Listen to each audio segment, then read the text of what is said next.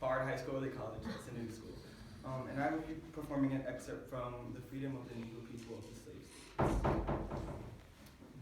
I am not arguing against, not condemning those in power, but simply stating facts in vindication of my people. And as these facts stand, I do say that I am proud to be recognized here as a humble representative of that rejected race.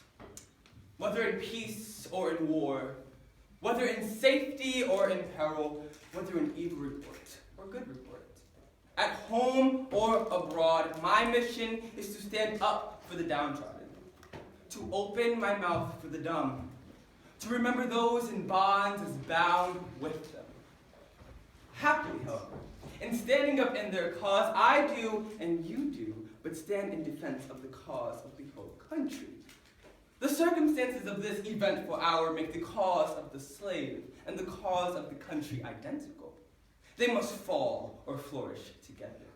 A blow struck for the freedom of the slave is equally a blow struck for the safety and the welfare of the country. As liberty and union have become identical, so slavery and treason have become one and inseparable. I shall not argue this point. It has already been most ably argued. All eyes see it, all hearts begin to feel it, and all that is needed is the wisdom and the manhood to perform the solemn duty pointed out by the stern logic of our situation. It is now or never with us. The field is ripe for the harvest. God forbid that when the smoke and thunder of the slaveholding war shall have rolled from the troubled face of our country, it shall be said that the harvest is past. The summer has ended, and we are not saved. There are two classes of men who are endeavoring to put down this strange and most unnatural rebellion. About patriotism and loyalty they talk alike, but the difference between them is heaven-wide. And if we fail to suppress the rebels and to restore the country to a condition of permanent safety, it will be chargeable less to the skill and power of the rebels themselves than to this division and conflict amongst ourselves.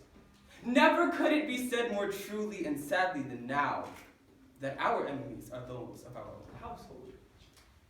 The traitors of the South are open, bold, decided. We know just where to find them. They are on the battlefields with arms in their hands and bullets in their pockets. It is easy to deal with them.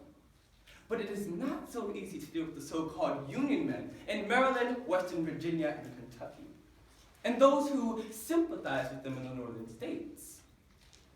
One class would strike down the effect, the other would strike at the cause. Can any man doubt for a moment that the latter is the wisest and best course? Is it not as plain as the sun in the heavens that slavery is the life, the soul, the inspiration, and power of the rebellion?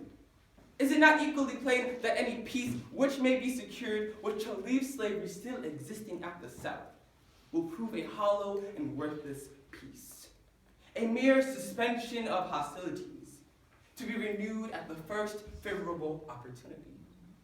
Does any man think that the slaveholders would relinquish all hope of Southern independence in the future because defeated in the present contest? Would he not come out of this war with a deadlier hate and firmer purpose to renew the struggle hereafter, with larger knowledge and better means of success? He who thinks or flatters himself that they would not has read history and studied human nature to little purpose. But why, oh why, should we not abolish slavery now? All admit that it must be abolished at some time. What better time than now can be assigned for that great work? Why should it longer live? What good thing has it done that it should be given further lease of life? What evil thing has it left undone? Behold its dreadful history. Saying nothing of the rivers of tears and streams of blood poured out by its 4 million victims. Saying nothing of the leper's poison it has diffused through the lifeblood of our morals and our religion.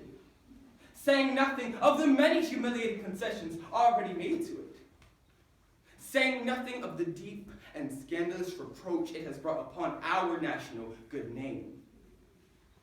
Saying nothing of all this, and more the simple fact that this monster slavery has eaten up and devoured the patriotism of the whole South, kindled a lurid flame of a bloody rebellion in our midst, invited the armies of hostile nations to desolate our soil and break down our government, is good and all-sufficient cause of smiting it as with a bolt from heaven, if it is possible for any system of barbarism to sing its own death warrant, slavery, by its own natural working, is that system. All the arguments of conscience, sound expediency, national honor and safety, unite in the fiat, let it die the death